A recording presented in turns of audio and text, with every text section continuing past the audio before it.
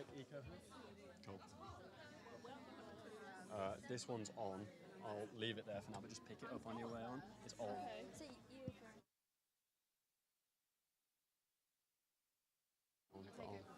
Do an intro. And yeah, they may have questions, short and sweet. Got this far with just a present. Hello, hello, hello. How are we all doing? Excited, obviously. Can we get another drum roll just to build the excitement again, like Sam? Yeah, thank you. There we go. Thank you, thank you, thank you, thank you. So I think I just want to check that the stream is started first. Thumbs up at the back, all good. Because we don't want to miss these presentations. Just a quick housekeeping note that after some deliberation and some frantic running around the venue that you may have seen, so apologies if I ran into anybody, we are going to have a 7th presentation at the end of this as well, just to add to the competition. But for now, we'll get going in front of our lovely panel of judges. Quick presentations, quick questions, and we'll go from there and announce our winner later. So without further ado, if we can just unfreeze the first slide, introducing Eco House. Hi, everyone. We are 10 hours to ideate, and I'm Izzy, and I'm here today to introduce Eco House. So hot water is one of the biggest energy-consuming issues in a household, and reducing domestic water use by just 6% could save 1.3 metric tons of CO2 a year. Our problem statement? Excessive water consumption is a huge issue in UK households, which contributes to CO2 emissions. This can be drastically reduced by households making small habit changes in their daily routine. Cool, and on to our solution, Eco House. So, Eco House is an app that helps you optimize your schedule to help you reduce your water usage. So, we'd like for you to meet Rihanna, who is my best friend. She lives in London, and she is a young professional that recently has got a graduate job. Now, she lives in a household with 3 of her housemates, and they're super, super environmentally conscious, and they're super worried about the living conditions and costs that are about to soar in the next few months. Now, on a month-by-month basis, their water and energy bills are increasing, and they're concerned that their salaries and their current conditions are not going to be able to help them with their daily habits. So Rihanna is really keen to think about how she can look at her daily habits and make some changes so she is thinking more about water usage. Cool. Mm-hmm. So we'll show our Figma prototype followed by our React prototype and React demo. And so how our app works is each user fills all the tasks they do within the household. It could be daily or weekly. And once they fill in, our app reorders all the tasks automatically for you in the most water efficient way possible. So how it works is the higher priority task that goes on the first, which means that you do that's the first thing that you do if it's like a daily task, the first thing on the day. That will be the water producing task that might produce the most leftover water, for example, laundry, boiling kettle, shower, etc. And the ones that go on the bottom, like the lower priority tasks, will be, for example, giving your plants water. And then once that's settled, once everyone puts the tasks in and then select submit to for the app to reorder everything, then the users can click each task and click an invite button, which will then invite all the flatmates or your family members to join in on the task. These will be, for example, tasks like kettle, like while the water is still hot, does anyone want to share the water, share the hot water, or laundry, for everyone to throw in their clothes to have a full washing machine before starting, etc. And yes. So another feature of the app is that you receive notifications and live updates and alerts. So these would include, almost lost a team member, notifications like with updates to encourage water-saving behavior. So users can opt in and then the schedule automatically updates. And then also notifications when a task has been completed. This would include positive messaging and water-saving statistics. Great. And Chloe's already discussed that we used a prototype on Figma and then built it on React. But I'd quickly just like to share one of our major challenges as a team in the past 24 hours. So I'm not sure if any of you guys watched us in the past 24 hours, but the way that we worked has inspired our team name, which is 10 hours to ideate. We literally spent 10 hours trying to come up with an idea for this theme, and we just tried to think of everything under the sun. That we hit 10 p.m., there were some tears, and we were like, right, we need to pick something. And I think on the basis of spending so much time ideating, it means yes, we really did brew on the idea and we really did try to think of every specific angle, but you don't need to do that. I think sometimes it's just pick your one persona, pick one idea. It's not going to be perfect. I think we're all toxic perfectionists up here. That what that meant was is we had less time to actually develop. So I think we're very surprised we were able to build a prototype and do something on React and be standing here right now when we did it in about 4 hours over midnight. So I think that's definitely a learning lesson that we want to take away for us. And the last thing we want to talk about is our next steps. So the core feature of this application is the calendar. You are logging your daily activities, and so this naturally lends itself to aggregating this data over time. And we will create a dashboard to surface this as a beautiful, accessible graphic, which will raise awareness on water consumption in general. So households really don't have a good idea of how much water they're consuming. And so this part of the app is really solving that part of the problem. We've also got some other ideas to add incentives and rewards to this, maybe integrate with like spare room as well, and bring in gas and electricity to do these graphics as well. So yeah, this was Eco House. Thank you very much. Yeah. 10 hours to ideate. Woo! I didn't do it. Do we have any judges' questions for the team? It's always a good sign if there's no questions to the team. Oh. You've wowed them. So close. I just want to say that it was an amazing idea and it was amazing presentation, and it's so great to see that you guys get this done in 24 hours in such a short period of time. Purely well done. And I just have a quite little questions, just questions about the unique idea. Like, how, why do you think your idea is unique? And have you ever thought about there's any competitors in the market? And what make your project stand out? So I think the reason why we took so long ideating is because when we saw the theme of carbon footprint, we immediately jumped to food, but we noticed there's so much going on in that space. But we had, on our brainstorming, we had so much for food and we only had one idea for water. And it was just, when we looked at our own lives and everyone's lives, we just waste so much water and we don't even realize it. It's an unconscious activity that we do.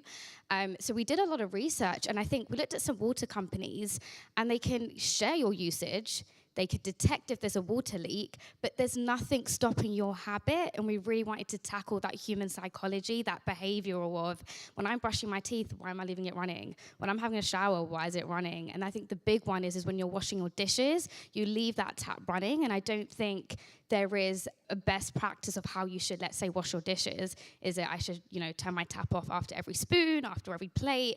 And I don't think there's anyone in this space that's really thinking about that habit part, and that's what we wanted to go after.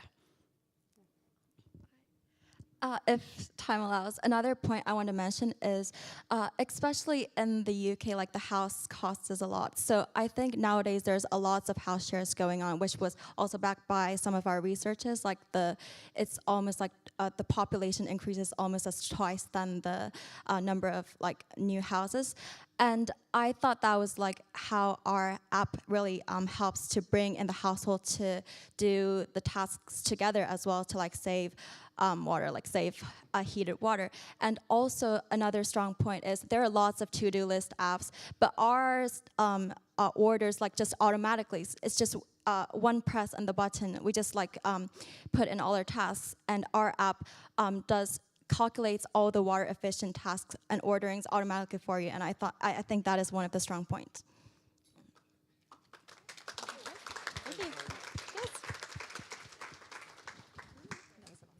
Congratulations, well done. Thank you very much.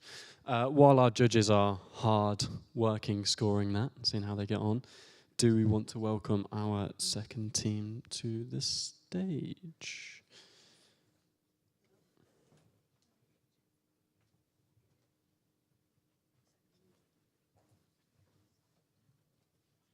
Just check it's the right presentation. Yeah. Yeah. Well, welcome to the stage, our second team, Loophole.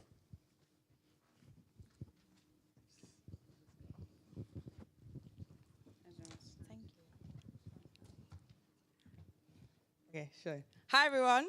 So, I'm sure you're all wondering why we've called you here today. This weekend, my colleagues and I spent a lot of time discussing our salaries. Some of us do the same job, but we're getting paid differently. Now, as Ada would say, why are you going there if you're not going to get paid a lot? Do you get what I mean? So we thought we'd create a solution that gives greater salary transparency, and we decided to do that on the blockchain, and you'll find out in the presentation why.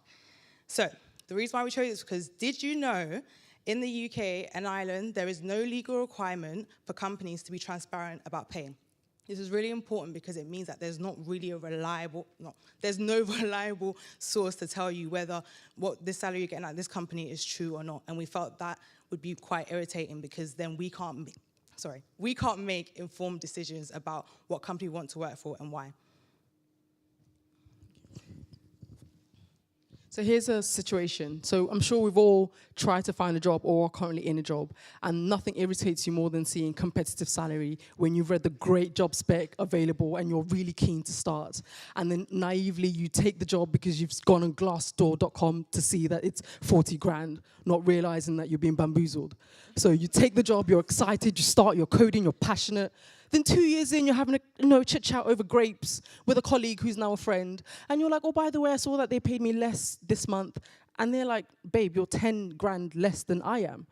Then the realization hits you, you've been bamboozled by your work. Like your company who you're pioneering for and you're headhunting all around, telling people how great the company is, they're ripping you off. Then, you find out about Loophole and you leave your job and you're going to find out why Loophole is great. Why'd you switch me off?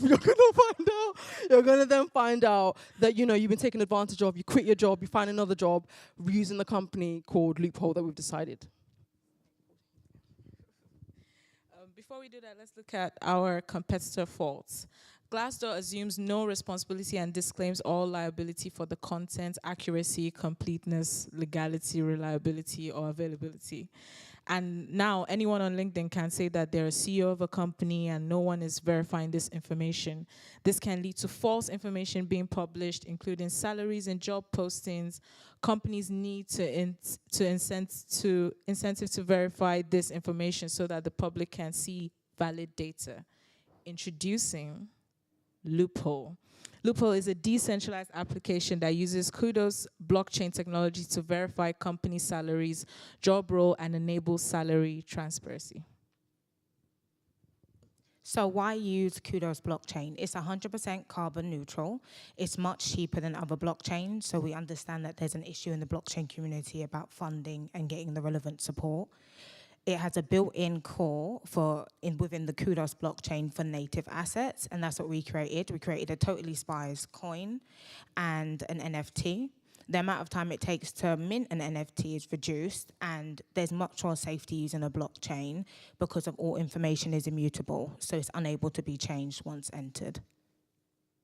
Our solution. So the whole point of making this app, this decentralized application, is so when you come and you join the app, it links your identity, it gives you incentives, and it gives you the privacy to talk about your salary without it being linked back to you publicly. Cool, thank you. So now I'm just going to take you through a very quick demo. So this is Loophole. First up, a user who is submitting their salary first needs to connect their wallet. So that's what I'm doing here. My wallet has now been connected. And on the right-hand side, the UI is not showing up very well, but it's beautiful here. There is a form that you can fill out with all of your details. The identifying details here are used by your company to verify that you work for them and that your salary is correct. It's not what other people can see, so they can't attribute anything specifically to me. So once I've put in all of my details, I can then submit. And basically what happens is we create an NFT with that information. NFT is non-fungible token. Twitter also has to verify that I actually work there. Obviously, that was a very quick verification. Maybe companies have something automated, or it might be more of a manual system. But once both have been verified, I then get a verified by employer, and I can also click through to see the dashboard, which I'm just going to go ahead to. So the dashboard looks like this. That top row is the one that I've just entered in. The green tick is if both the company and myself have been verified with the two separate NFTs. And you can also go ahead and filter. If you want to look at specific companies, you can compare salaries that way as well. Obviously, we would like to do more filtering in the future as well. This is just our working prototype. So when we were thinking about it, there was 3 user flows that we wanted to go through. The first one was from the person who's submitting their salary, which I just went through, so I'm not going to go through this again. The second one was for companies. So a company would end up connecting their own wallet.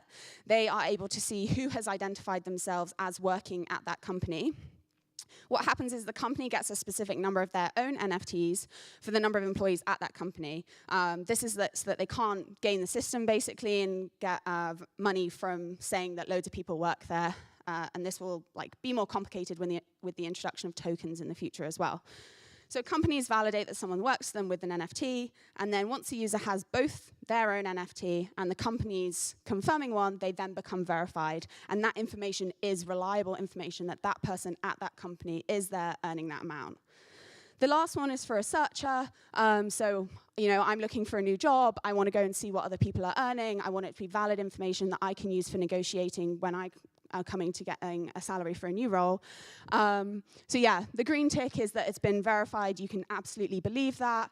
The one without the green tick is that it's been user submitted, but it hasn't been verified by the company yet. We chose to show both so that people can see the differences. And yeah, that is everything. Thank you. Thank you. Any questions? So, question. Question. No, nice idea, guys. I think obviously salary transparency is something we had a very passionate talk about earlier. Just wanted to ask, in terms of getting it verified, obviously a company would need to sign up and say yes to this. How would you go about doing that? Yeah. So we had a couple thoughts about this because there's verification on the blockchain and off the chain as well. So this obviously relies on us going to companies and getting them involved, and also them verifying that an employee actually works for their company. One thing that we did consider is getting HMRC involved as well, who have all of the list of employees at a certain company. So then we can get an external third party to be able to confirm that as well. So companies wouldn't necessarily have to get on board. But the incentive here would be that it's a good thing if companies are transparent about their salaries, and showing that here and verifying people is actually a good thing for them. So that's the kind of incentive from their side. But also we mentioned briefly about tokens. Totally Spies token was the name we gave it. And that was basically be used for companies would get I think Faith mentioned about the incentives earlier, is companies would get paid for verifying people. So that's why we don't want them to be able to game the system, giving them an exact number of NFTs for the employees that they have so that they will be truthful back as well. Nice, cool. Any other questions from the judges? Yeah. No? You look fine. Just before we go, just because I know that not everyone in the room understands about blockchain and NFTs, but just to further clarify what we're talking about, on Glassdoor, it can be changed. I can say that I'm a cleaner in Harrods and I earn £100 and no one will verify, no one will, do you understand? So that's the reason why this blockchain idea is brilliant, because it's immutable. You can't change, whatever you put on there is legit, what it is. That's just for the. So it creates, obviously, greater transparency.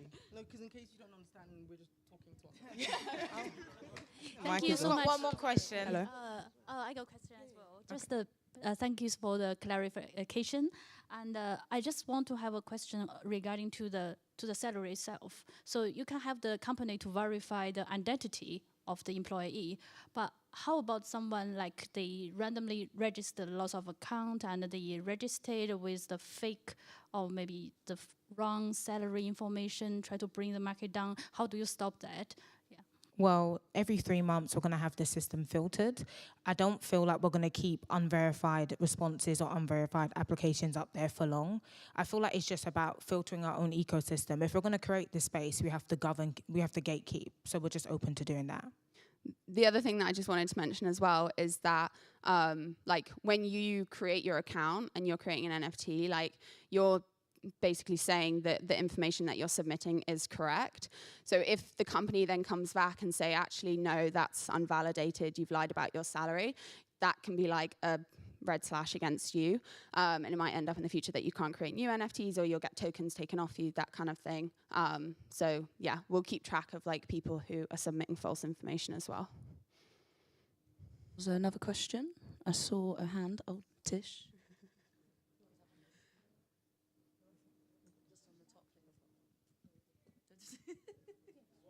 Oh, there's one at the back as well. Oh, we got non-judges trying to get involved. Hang on a minute. I'm a data scientist.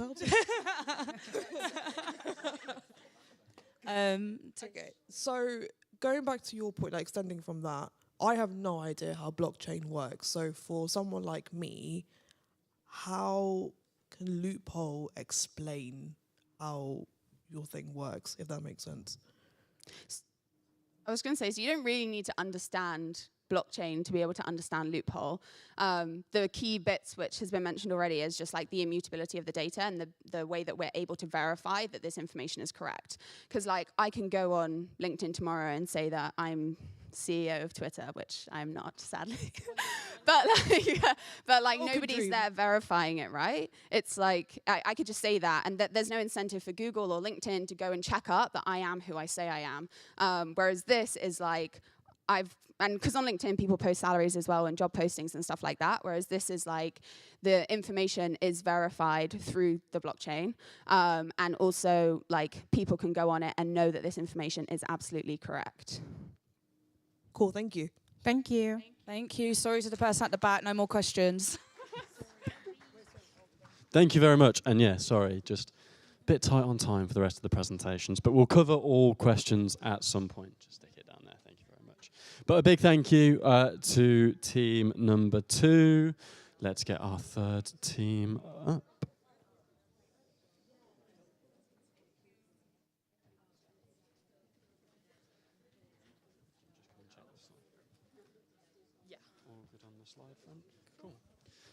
So if we unfreeze the slide, we have the Carbon Bytes team. Take it away. Thank you. It's weird. So we are Carbon Bytes. I'm Jennifer, this is Ruth, and this is Paris. So just a bit of context, we were looking at how households can reduce their carbon footprint, and we believe that the easiest way to do this is through our food choices. Food actually accounts for approximately 25% of a UK person's carbon footprint, and this is even higher in low-income households, where perhaps the carbon footprint from travel is a bit lower. However, people aren't really aware of their carbon footprint from food. They more consider it maybe in the energy that they consume and also from taking international flights and things like that. But we wanted to have a product where these high carbon food products are identified, that this information is shared, and that also alternatives are given. Okay, so moving on, when we first started looking at this problem, we were looking at data sets. We found this data set on Kaggle, which basically shows different types of food and the amount of carbon that is used to produce those per 1,000 calories of that food. So obviously from this list, you can see that coffee is at the top, but that's obviously because there's basically no calories in it. But next down is red meat, such as beef and lamb, and then at the bottom, apples grown locally. So the app is by no means trying to push people into a vegetarian or vegan diet. It is just showing them that, look, hey, maybe you don't have to eat this all the time. There are other options available. So at the moment, only 10% of the UK population is vegetarian and 1% are vegan. However, 25% of the population that aren't vegetarian or vegan have said that they'd like to reduce their meat consumption. And this is just a way of showing them easy alternatives and giving them other options. So simple diet swaps that are suggested on the app are beef mince could be swapped for turkey or soya, which significantly reduces the carbon footprint. Looking at the graph on the right of the screen, you can see that for a typical meat lover, so someone in the population that eats a high amount of meat, the amount of carbon that they use just eating beef and lamb is basically equivalent to a vegan diet, full stop. So it's just reducing this number in hopes of reducing their carbon footprint by, well, for a vegan diet, it's 2 to 2.5 times less. So our solution is Carbon Bites, inspiring you to eat your carbon footprint. Our app allows users to scan food items, show the carbon footprint of that food, and then for high carbon products, highlight alternatives to help them reduce their carbon footprint. So users can track trends in their food carbon footprint over time so they can save things to their favorites, like they've changed beef mince to turkey mince and then go to soya, whatever. They can track that they've made that change, and they can find sustainability tips through the Carbon Bites community. Our user is quite broad, but we focused on 18 to 40-year-olds who are responsible for doing the food shop and actively wanting to reduce their carbon footprint. So here's our demo. Should be moving. So the user scans some food here using some software, and they identify that this is a banana. Then the app tells you the banana is low on the scale and gives you a few little stats about it. It's all this data is coming from the open data source that we found in Kaggle. And then we've got one for a high carbon food, which is identified beef. Beef is on the high scale, and it says here, make a swap. Do you want to make a swap? Yes. Let's go there. It gives you a bit of information about the swaps you could make and the percentage that you're saving on your carbon footprint. Yeah, we have some other features in this app. So you can see the tabs here down on the bottom. The first one would be the history. These are the previously scanned items and the CO2 associated with those. A user who's been on the app for a little while will hopefully will have trends where they can hopefully see a decrease in the amount of CO2 emitted from their food choices. We'd also have a community tab where people can share articles and recipes and talk to other people who are interested in reducing their food carbon footprint. And also a profile where if they want to, they can upload an image and also see how much carbon they have saved in a real term, such as a transatlantic flight or something like that. Okay, so obviously we've only had 24 hours to work on this today, but there are further developments that we would look into making on the app. So firstly, packaging. Obviously, the food itself is not the only thing that has a carbon footprint, and recycling likes of plastic means that it does not have to be produced as much and will reduce the carbon in that. So we would like, when the food to be scanned, users to be given information on whether the packaging can be recycled, and then also information on if that can be recycled at home, and if not, whereabouts that can be recycled. We'd also like to integrate some nutritional information into the app. So instead of just showing users the amount of carbon per kilogram of foods, add features that can tell people the amount of carbon per kilogram of protein or carbohydrates or fats that the food contains to help them make healthier decisions as well as reducing their carbon footprint. We'd like to add more to the time series section of the app. So this would involve the app picking up weekly and monthly trends in when users tend to eat higher carbon dense foods, so like for the weekends example, and give them suggestions beforehand on how they can reduce this. And also give them more information on what the changes that they are making mean in the real world. This will be added on in the award section of the app, which will give users like further incentive on eating less carbon dense foods. Thank you for listening. We are Carbon Bites, inspiring you to eat your carbon footprint. Any questions from the judges? No? You stunned us all. Okay, thank you. Well done. Very good. Thank you all very much. There we go. Leaving the judges speechless.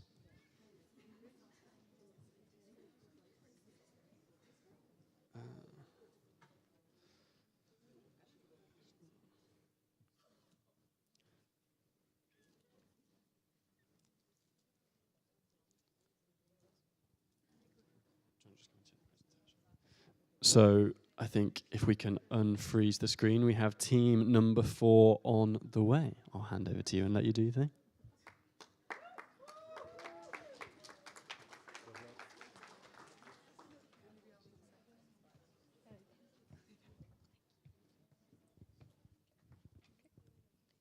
Hi, everyone. Thank you for having us. So for our solution, we present POSEI, Breaking Barriers to Investing Through Learning. It's a bit like Duolingo for finance, learn, earn, and gain confidence. We have chosen to focus on inclusion with respect to gender, based on research done by our teammate Iri for a master's dissertation. Research from Hargreaves Lansdowne has shown that between August 2014 and 2017, female clients' investments grew by 0.81% when compared to their male counterparts. In context, that's 25% over 30 years. Yet, according to Skinner 2018, women only make up 15% of retail investors in the UK. The 2021 Women in Investing study published by Fidelity Investments stated that only 33% of women felt confident in their ability to make investment decisions. These statistics tell the story of a typical woman in the investment space, and we want to empower these women. Our analysis showed no available platform met all of our requirements with respect to gamification, education, community, sustainability, and usability. Our user persona is based on Freya, a 26-year-old female front-end developer. She's keen to start investing, but doesn't know where to start. She's in need of a platform that is easy to use and can help her on her way to becoming an investor. We envision an application that will educate potential investors through an easy-to-use platform. The end result would be an individual confident about their abilities, ready to take their next step on their investment journey. Our main app features are as displayed. The most important is the ability to learn while you play through the material, building your knowledge step by step and earning rewards as you go. Tess. So now let's look at a typical past user journey for a standard trading platform. Research has shown, as well as working with the women that was in my dissertation, oftentimes investing and trading and these platforms can be scary, intimidating, and overwhelming. Usually users are thrown into the deep end, having to fend for themselves, creating an account, and then looking at all the options, and being exposed to all these new terms and financial jargon, and losing interest and ending up abandoning the platform. So this is a typical snapshot of what that would look like. And as you can see, it would require a lot of knowledge in order to just use the app. And it's easy to have information overload, and it has a high barrier to entry. And it doesn't make you feel confident. And investing and trading can be a lonely journey. So without guidance and support, it can even be harder. But it doesn't have to be like this. So now, the future user journey with us. We have appropriate content catered to your level. So Freya will choose beginner. And this will make you feel more included, and there's no barrier to start. she'll answer questions, and there'll be bite-sized explainers essentially acting as small building blocks to build a solid foundation. And we think that this is where it's important, so you can actually learn the benefits of investing instead of just saving money, which loses the value of money over time with inflation, which is what's happening like currently right now. And we also created a sustainability section because it's important to learn about this as well, about clean companies, ESG investing, and this user journey ends with Freya feeling more confident about the content available and starting her learning journey at her own pace. So let's take a look at the solutions that we created for Freya. So we can see that the app teaches her about investment and trading from the basics and also allows her to build up her knowledge with different levels of learning. And in this first exercise, Freya can learn about the basic elements of a candlestick graph. So every part of the journey is made easy and with information added at every step. And at the end of the exercise, the user has the access to the next exercise and articles about different topics as well available for them. And finally, our roadmap. So we want to protect our community. We want to create a sentiment for language and financial monitoring. We want to increase our market base. We want to remove those barriers of entry to be able to invest. There's no reason why anyone can't use our platform. Promote to universities, create an education platform, even to schools, and extend our offering. We want to become an investment platform. We offer rewards, so there's no reason why they can't use them to invest. And why do we think there's a market for our app? Well, there's definitely a gap in the market. From doing our research, people such as Robinhood, an American investing platform, claim that they're closing the gender investment gap, but when we looked, we didn't really understand what they were doing. So some of the research IRI did, we saw that the number of women who wanted to invest during the pandemic had gone up by 9%. With men, it went up 7%, so there's definitely an appetite from women. And finally, our friends at BlackRock, I think you're at the back. But how can we work with you guys to utilize your network to make this change? Thanks, and we're Posey. Oh. Thank you. No, that was great. I just wanted to ask, like, where would you get like your learning content from? Like, how would you source it? I think we can work with a lot of partners for this. Also, maybe regulators as well to keep up to date with all the regulations. I think financial techs companies also have a play, and we can also collab with universities. I think there's a lot of information online already, but the nature of it could be scattered or overwhelming. So the problem isn't the lack of information. I guess it's more of like how it's displayed to ensure it can foster confidence instead of making you feel like, oh, I don't know anything about this app and trading is not for me. So great presentation. So I have a question about the target customer of the project. I understand that you, based on the research, there are a gender gap about the knowledge base for the financial informations, and but I see this project. I don't think it's me personally feeling. I feel like it should open to all the audience, and what makes it unique, just targeted to the women group at first. Yeah, so a lot of the research that IRI did was based on women, but we agree. We think that it should be open to anyone who wants to invest. We want to break that barrier to entry. So we'd start with that, but we'd open it out.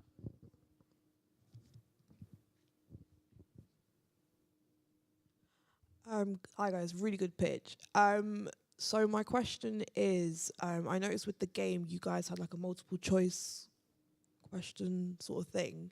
So when you study for an exam, you read a book, you go through YouTube videos, and then you do questions at the end, right? From what I can see, you've just shown the question. So how can I learn about what a time frame is or whatnot? I feel like it'll show more in the levels as you complete the basics, and then it'll be personalized to your experience. So now you know like what a graph is. Bit by bit, it'll build the content. So a bit more complicated information will show to you. So we also talked about like if you have passed the beginner section or the basics, we would also offer a simulator so you can start trading, but like not with your own money, and also our future plans of becoming an actual investment platform as well. So the simulator aspect would also help. Oh, cool, thank you. I think that's it. Yeah. Thank you, guys. Thank you for having us.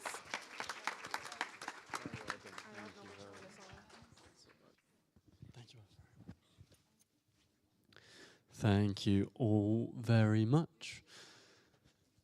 Just get the next slide sorted.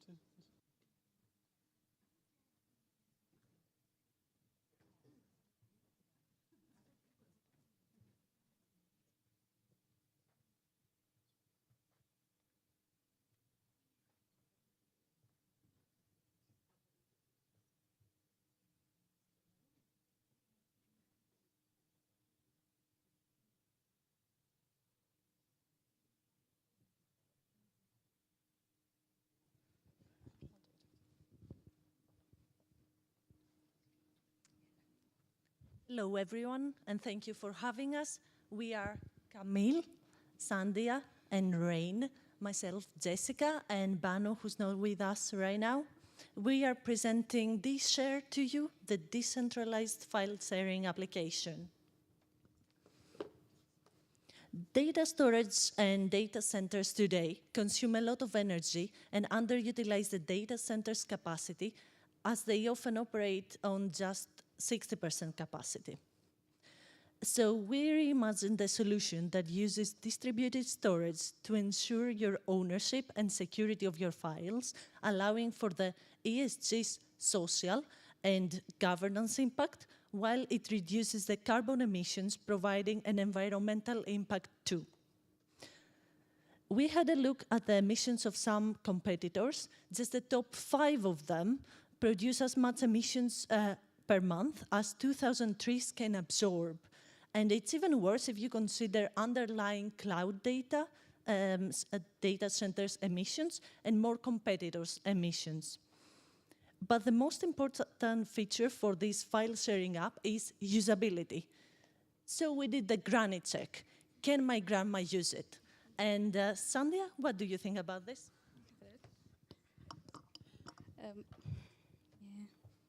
Yeah, let's have a look at the video if it passes. Mute.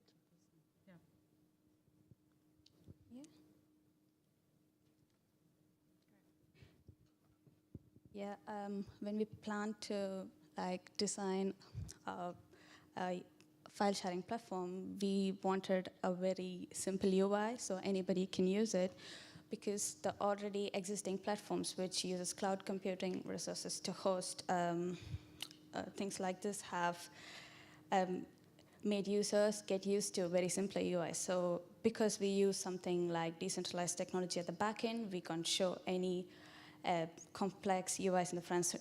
So we wanted to have as simple as possible. Yep. Let's say in our case, a sender logs in to dshare and then logs in. Yep. And just picks any file on your computer, basically your private files, but it could be any file, yeah. And then you can just give anyone's the receiver's email ID, basically, and then you upload the file. After upload, what happens is your file goes to IPFS for storage, and then your hash of the file, and then the link that's accessible, and also the name of the file, and every other detail, which is very small size, goes into the blockchain-based database, which you're actually using as the backend. That's called the BigChain DB. Yep. After now the file upload is done and the file is on the IPFS, and it's basically like storing your file on AWS and putting the details on Dynamo or Mongo, whatever it could be. That's the comparison you can do just to understand it, how it works from the basic structure. Yeah.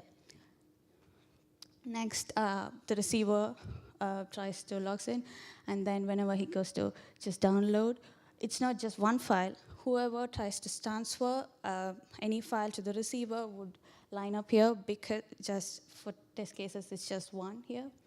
Yep. And then when you click on the link, it just picks up the file from the IPFS server.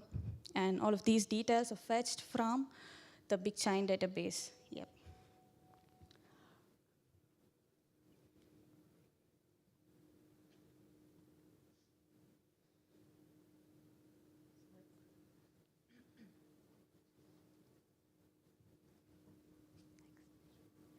Yeah, this is the basic user flow that I just explained. Yep. The user logs in and then uses the platform and then just shares a file, and then the hash is what actually holds your ownership, because every file has a unique hash. When it's changed, or even if it's tried to get mutated, the hash changes and nobody can claim the ownership of the file. So yeah, whoever sends it first or whoever goes online is the owner of the file. Yep. And that's the workflow of the receiving side of this thing. Yep. And this is the tech stack that we use to develop. First, the Big Chain DB is like the database that we're actually using, but it's a decentralized database which has blockchain-based properties and also database properties. Like, it's actually MongoDB as the underlying database, but it has blockchain-based properties like immutability of the content, and public key, private key, and all of those stuff. It's just blockchain properties, yeah. And IPFS, that's like the storage system. But basically, why we got to choose Big Chain DB and IPFS is because of their decentralized properties. And as Jessica explained, this has a lot of impact on Earth. When we compare the energy consumption that's used by AWS and other services. Yep. IPFS claims that they save 60% of the bandwidth when compared to other services, which is huge, huge. And then they also like manage duplications. So because like what happens, like when I try to upload a file, it could be any file, a hash is created, and when somebody else is trying to upload the same file, so you get the same file basically because the hash already exists. That's how it works. And also, in case of IPFS uploads, the files are uploaded as chunks, which makes it even faster accessible. Like the downloads and uploads are even more faster than the centralized networks, and they are highly resilient, like which prevents them from one point of failure, so they can just withstand failures. And they have high control of version management because of the hashes, so whenever a file is changed, it's a next version to the file and it's not the same file. Yep. And with Big Chain DB, we have to set up a node, and to set the network, we can use blockchain networks like Kudos, basically. We tried to use Kudos, but they didn't have a decentralized storage, so we went with IPFS, and we plan to host the Big Chain DB network on Kudos, which is net zero. So basically, this is like completely decentralized file sharing platform. Yep. Thank you. So Sandhya touched based on some of the security properties, because obviously we want to protect your files and we want to use this to actually share sensitive files as well. So we'd like to deep dive a little bit more into the security features that we have and what we have the ambition to add in the future. So you've seen there's a login panel, but we could add a 2FA authentication. Obviously we need to protect those accounts very well, because they will also give you access to the public and private key pair, which will allow you to sign the transactions.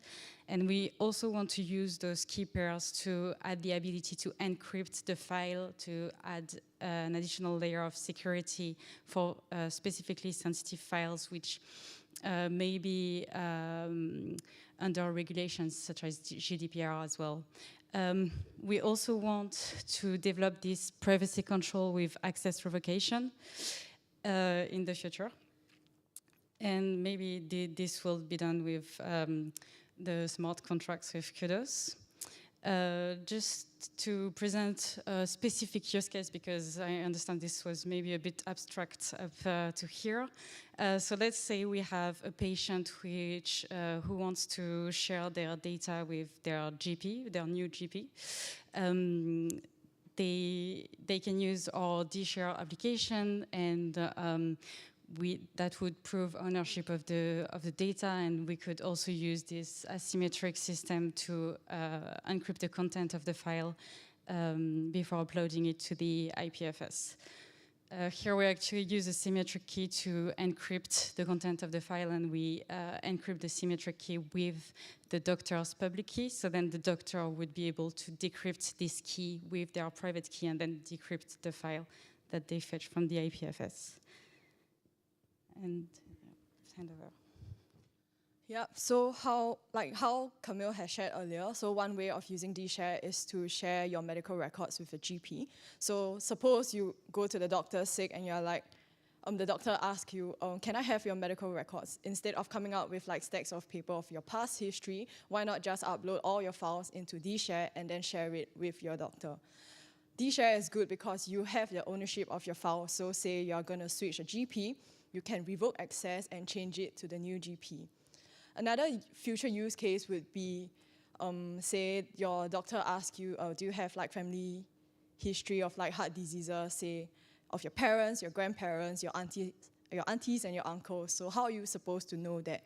One way you can do is if your relatives agree to share their medical records with you, they can upload it to dShare, then share it directly to your email, and you can share it with your GP so that they have more information to make better informed decisions of your condition.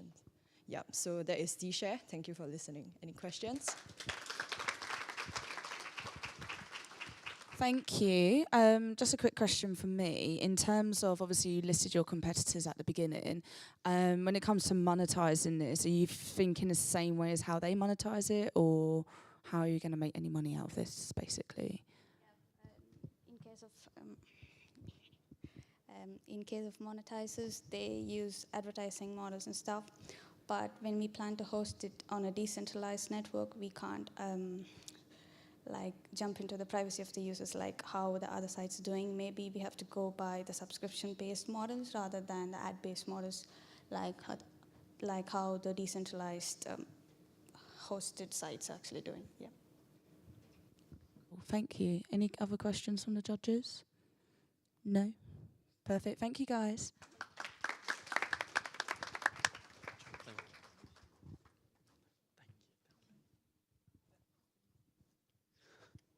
Thank you very much. I think we'll move on to our penultimate presentation. So let's just get going. No, there's one more. Money trees is our next one. Sorry. Eager. I like to see you eager, though. That's good.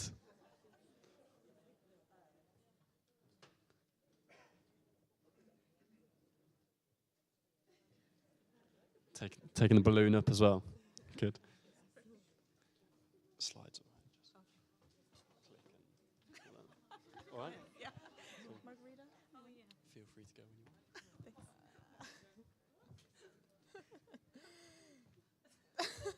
want. No, we were told that we need to keep it safe until the end of the hackathon, so here it is. Right.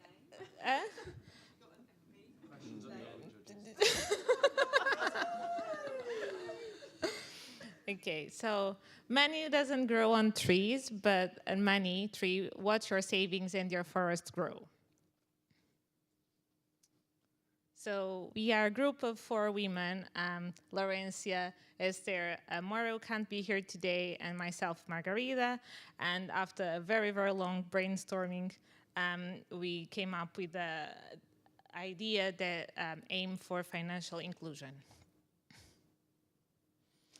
So we want to empower communities to be financially knowledgeable, and we aim to do that by building a foundation, by educating young people, enabling them to make informed decisions on their financial well-being. So within our research, looking at our business case, we found that worldwide, only 1 in 3 adults are financially literate. And if you look at just emerging economies, that gap in financial knowledge grows to about 50%. And so we wanted to target an audience of young people so that we can get in there early and help bridge that gap so that as they grow, they become familiar with financial terminology and concepts so that they can grow not only their financial knowledge, but when it comes time to make decisions on their own accounts and investments, that they can do so in an informed way. And as you know, children are often given gifts of allowance or Christmas gifts or money for their birthdays, and often this cash is taken by parents in that, oh, I'll take care of it for you until, you know, I'll take care of it for you, and this ownership passes from the child to the parent, and children never see that money again, or, you know, they don't know what happens to it. And so losing that ownership of their own savings,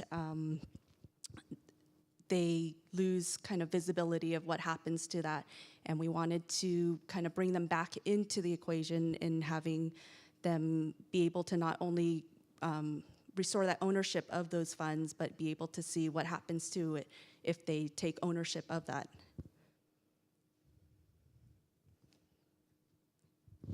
Okay, so with our Money Tree app, we aim to incentive children to set saving goals, which can be either short-term or long-term goals. And alongside that, we want them, they would be able to own a tree that would be eventually planted once the goal is set. So they will not only become aware how important it is to save money, but also how important it is to contribute for a sustainable world. So just quickly going through the user journey, because we are not able to show our prototype. That was the idea. Anyway, so the kid would, as I said, would set a goal with the parent. Let's say I want to have a bike in a year time, and I will be aiming to save £25 a week. So that would be the goal, and at the same time would be able to choose a plant among a group of trees we have, and once that goal is achieved, so once they have the money for the bike, that plant will actually be planted in the real world. And we also spent a lot of time thinking about whether this was actually technically possible. It's because our application will link to a real bank account, so you can see their real saving data. And from the research that we've done, we found out that there's actually an open banking standard that a lot of fintechs are using, and it has actually empowered a lot of similar fintech companies. So it is possible to get the data and safely and securely, and without giving like over excessive permissions.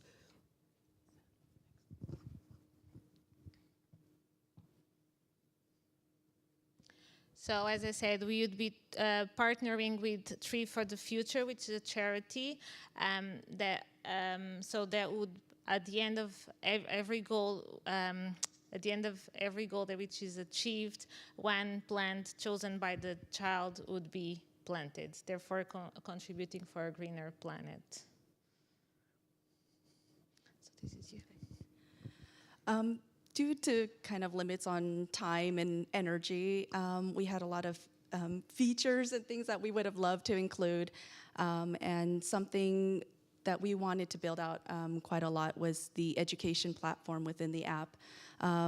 We were thinking initially that we could possibly partner with My Bank, which already has some integrated games and a financial dictionary.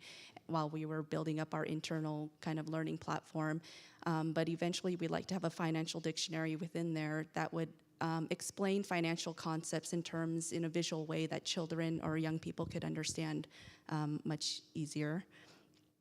Another idea was to get a wish list API because many children wouldn't know the value of certain items that they don't know if a game would cost £10 or £100. So just having an API to the wish list API would help just get accurate prices. And obviously we want young people to come back to the app. And so there would be a big feature in terms of gamification so that they would be able to kind of be very engaged with the app and want to come back to using it.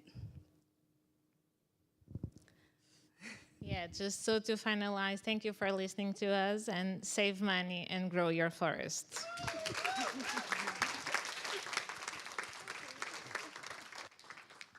Any questions from the judges? No, I'm getting no. Oh, no. No, it's not really a question, but I was just checking the prototype just wasn't working, was it, in the presentation? Is that? Yeah, didn't have the link. We really want to show it. But, Thank you, Alex. Also, does your balloon have a name? Seeing that. Oh no, actually, no. no. Oh. We are happy for suggestions. Okay. We can bring it in the next hackathon. Yeah, I mean, if they make it to the next hackathon, that will be probably a world record for a balloon staying there. I mean, we are going to be here for sure, so why not? Our balloon should be too. Yeah, definitely.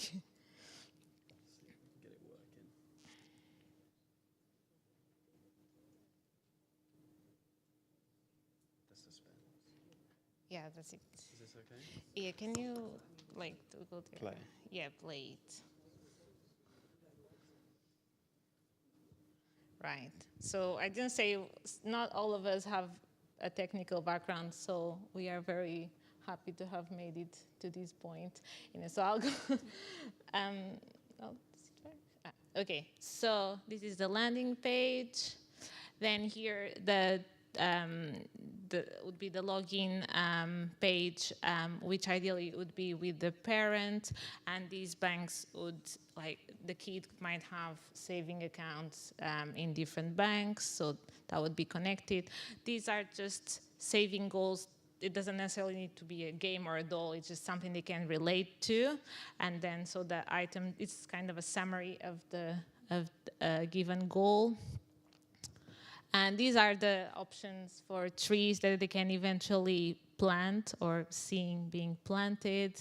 These they would choose how often they want to save. And this is a summary of the goal, and they could also see the progress of their goal, how much money has already been put towards their final goal. As we said, we also would like to include a bit educational component in our app, so they would be able to access to informative content. And again, this is a summary, and this is the progress. So towards the end, there would be a grown-up tree, let's say, and that's it. Perfect. Any questions after seeing that? No? Yes? Just a quick saying, I mean, I'm surprisingly to know that you guys don't have any technical experience, because not all of us. Because the design is really well, and I think that you guys can actually hit the point of the app design. Very interactive, and with the little trees. Very it has to be something very simple, because we are targeting very young children. Yeah. Perfect. Thank you. Oh, yeah, we have another question. On that note, how old are your end users? What is the age range you're targeting? We thought 7 to 14, something like that. So they wouldn't really be able to move any money through this app. It's just more for them to have awareness, what's happening to their money, what are they aiming to. Because who would have control over their money would be the parents, because they cannot access, they cannot move money until they are then older.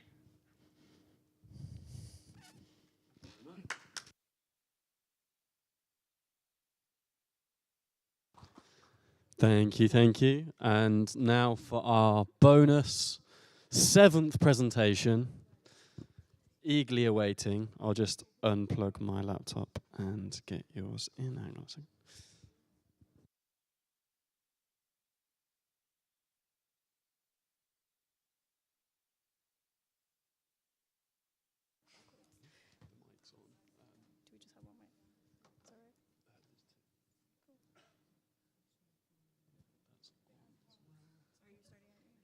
They've just frozen the screen, so. Yeah. I think we're ready now. I don't know if it's ready. We've got to see. Yeah, we can stall.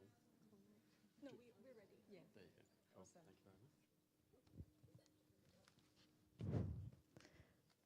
Hi, everyone.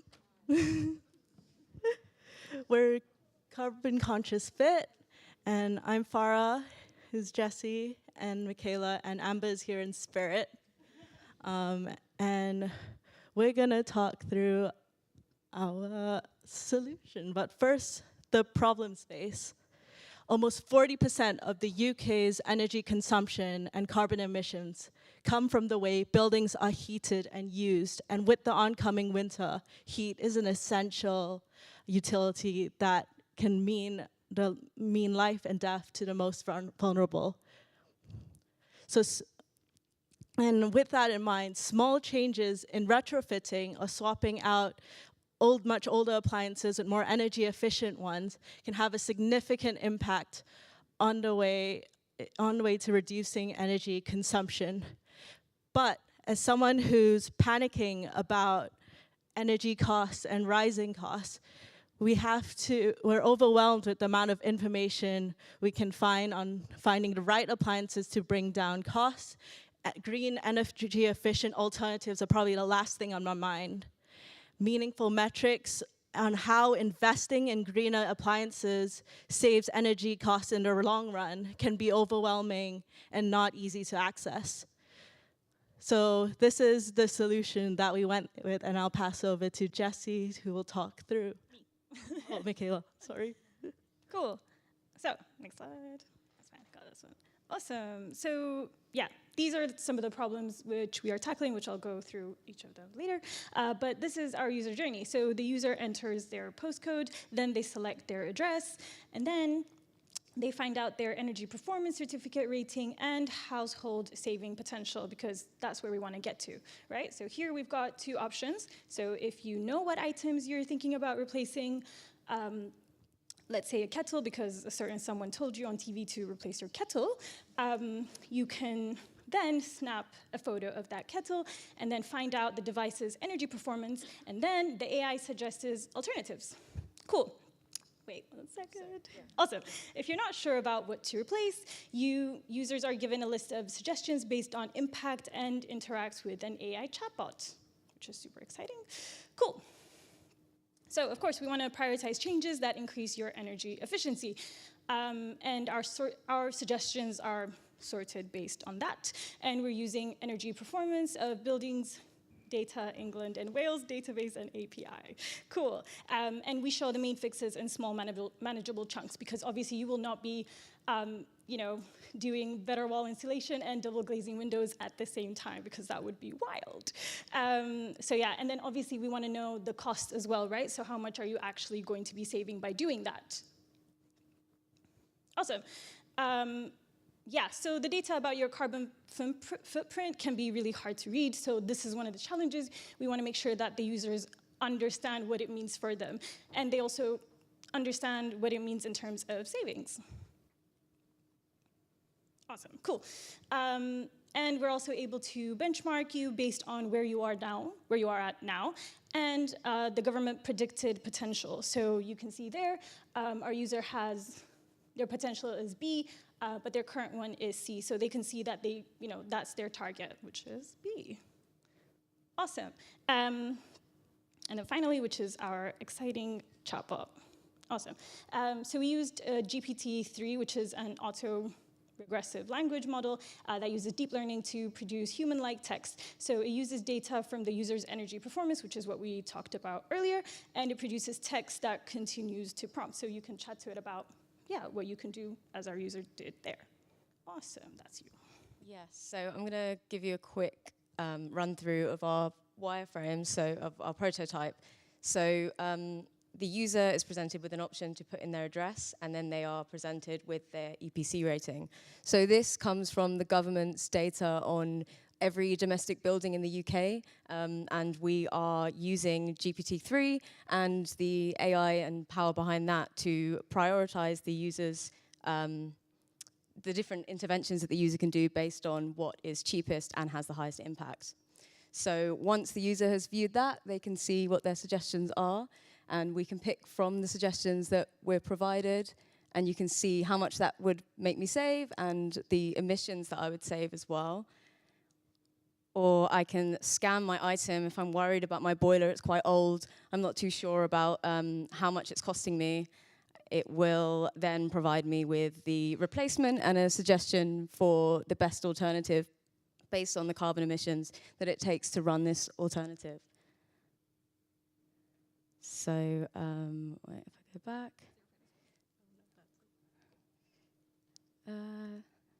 So there's also the asking for help part. So this part is plugged into the database I was referring to, the government API that has all the information on domestic houses. And so when I gave GPT-3 the prompt with the data from that database, using my mum's home, these were the suggestions that it gave me. And it gave me the information about the climate in my area, the things that it would, scroll down. The things that would be great to start with. And then I have the ability to interact with that and find out more. So the next iteration, because we were so focused on building the integrations and demonstrating the proof of concept in terms of connecting our API and the GPT-3, we would like to focus next on creating a dashboard for users to be able to view their progress towards their moving towards that better energy rating. We would also like to integrate with smart meters and smart devices within a home so that we can compare the accuracy of the improvement predictions, which come from the government data and GPT-3, to the actual difference that it makes once you've made that change. We would like to also collect and create the data on the most effective interventions, and that will feed into the development of future retrofitting technology. And then we would love to deliver real-time nudges when consumption spikes to let people make an action when that happens. So a little bit about the market. So the race to reduce carbon emissions and reach net zero by 2050 is creating a massive boom in the retrofitting market, and that's valued at between 3.5 and 6.5 billion pounds per year in the UK. However, personalized retrofitting consultations are really expensive, quite scary, and very manual. So our solution is something that scales. We have considered a few different revenue options, and currently there are government grants that provide funding to SMEs that are accelerating green innovation, which we think we would fit into. We would also be able to provide market insights to retrofitting firms and technology companies. And there's also the option of partnering with energy providers to incentivize reduction in usage. So think about how health insurance providers provide you with gym membership because it makes you healthier. So to summarize, we want to help you to understand your home's carbon footprint, allow you to make data-informed decisions and improvements, track your savings, and be conscious carbon fit. Thanks so much for listening. Thank you, guys. Any questions from the judges? No? Another one stunned to silence. Thank you, guys. Well, thank you all very much. We'll just have a brief 2-3 minute break while we tot up the scores from the judges. I think, just as a prelude to all of that, we're going to go through the initial category winners, so the first 3, the winners of that, to see who gets the prizes for that. Then we'll go through the top 3. I think with photos and coming on stage and all that fun stuff that I know everyone loves at a hackathon, we'll do that afterwards. So we'll announce awards, we'll obviously give everyone a big round of applause that they deserve, and then get everyone on stage afterwards, just so that we can get gone. But thank you very much. Give us a few minutes and we'll let you know who the winners are. You don't have to clap me, don't worry, it's fine.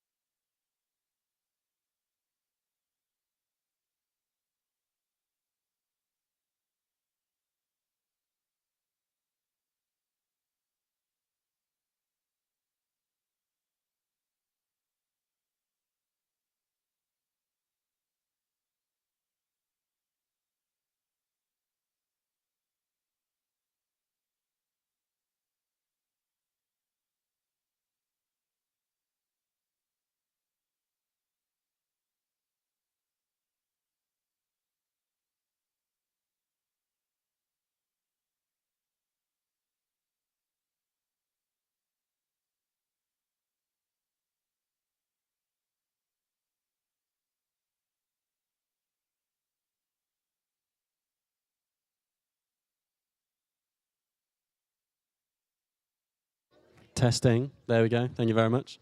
Hello, hello, hello, everybody. Nearly there, nearly there, nearly there. Thank you all very, very much for sticking around. Thank you all very, very much for coming in the first place. Is it connected? Is it taking a while?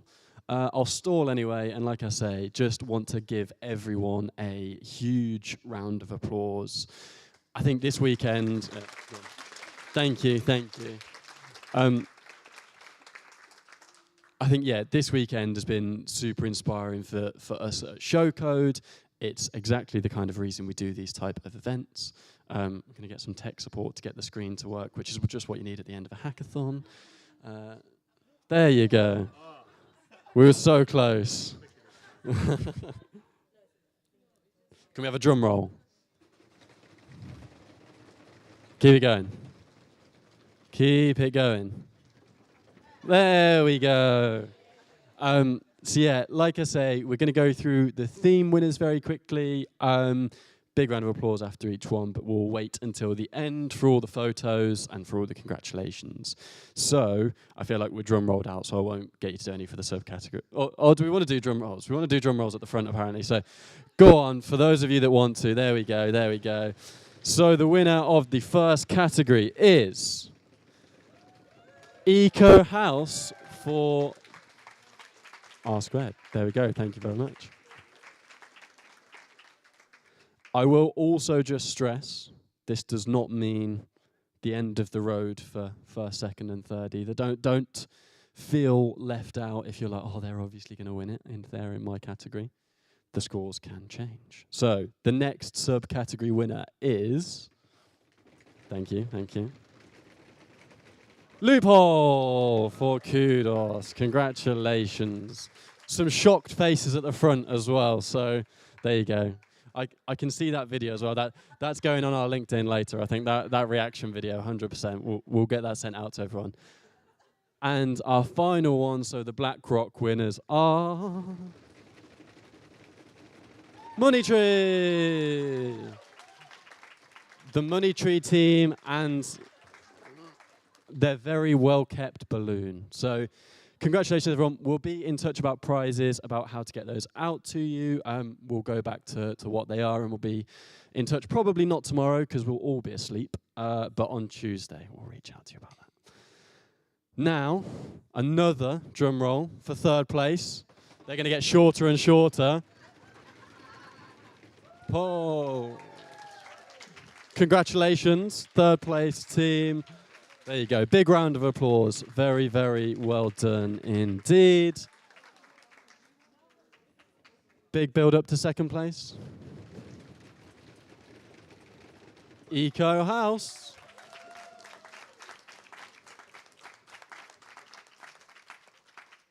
And the winners of the October Hackathon for Athena 2022 are... Conscious Carbon Fit, our surprise 7th submission. So congratulations to everyone that took part. Congratulations to all of our winners. We'll be in touch as soon as we can with prizes. I think it'd be great if we could get up on the stage all of the winners for some photos. So the guy at R Squared, BlackRock, kudos, if we could have some photos on stage as well, that would be awesome. Huge thank you to everyone for coming. Huge thank you for everyone taking part. Hopefully we'll see some familiar faces in November, December, January at our meetups before April when we do another hackathon again. But yeah, big thank you. That's it. We're done. Over and out.